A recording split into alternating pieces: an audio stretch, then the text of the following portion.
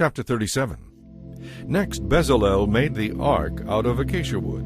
It was 3 3/4 feet long, 2 1/4 feet wide, and 2 1/4 feet high. It was overlaid with pure gold inside and out, and it had a molding of gold all the way around. 4 gold rings were fastened to its 4 feet, 2 rings at each side. Then he made poles from acacia wood and overlaid them with gold. He put the poles into the rings at the sides of the ark to carry it.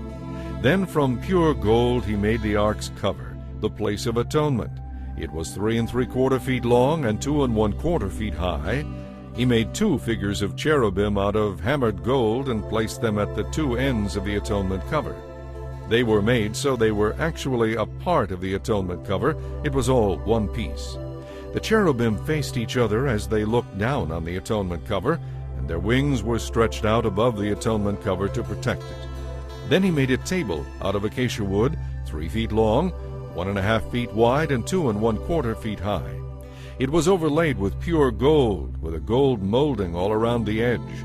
A rim about 3 inches wide was attached along the edges of the table, and a gold molding ran around the rim. Then he cast 4 rings of gold and attached them to the 4 table legs next to the rim. These were made to hold the carrying poles in place. He made the carrying poles of acacia wood and overlaid them with gold. Next, using pure gold, he made the plates, dishes, bowls, and pitchers to be placed on the table. These utensils were to be used in pouring out drink offerings. Then he made the lampstand, again using pure hammered gold. Its base, center stem, lamp cups, blossoms, and buds were all of one piece.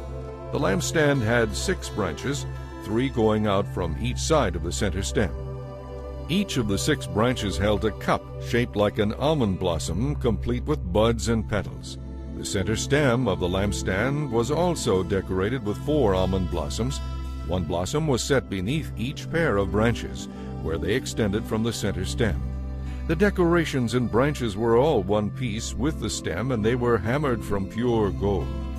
He also made the 7 lamps, the lamp snuffers, and the trays, all of pure gold. The entire lampstand, along with its accessories, was made from 75 pounds of pure gold. The incense altar was made of acacia wood. It was 18 inches square and 3 feet high, with its corner horns made from the same piece of wood as the altar itself. He overlaid the top sides and horns of the altar with pure gold, and ran a gold molding around the edge. 2 gold rings were placed on opposite sides beneath the molding to hold the carrying poles. The carrying poles were made of acacia wood and were overlaid with gold. Then he made the sacred oil for anointing the priests, and the fragrant incense, using the techniques of the most skilled incense makers.